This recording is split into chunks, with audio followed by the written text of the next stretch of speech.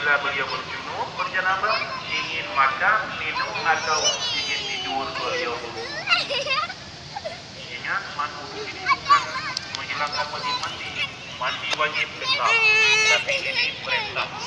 Ya, sebelum tidur kalau berjanabah itu. Jak ke dia. Tak berjanabah pun suruh wudu tadi, apalagi berjanabah.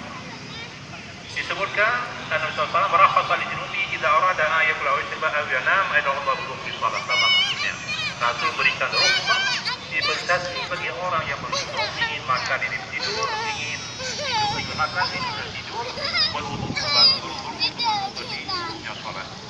Bahkan disebut hadis Rasulullah SAW hadis saya baca, "Idza ata ahadukum ahlahu thumma arada an ya'uda falyatawadda."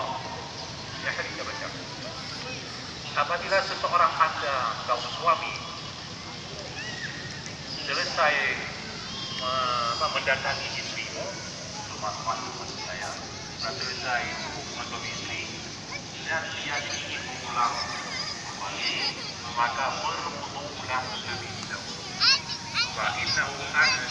Rifda. Perhatian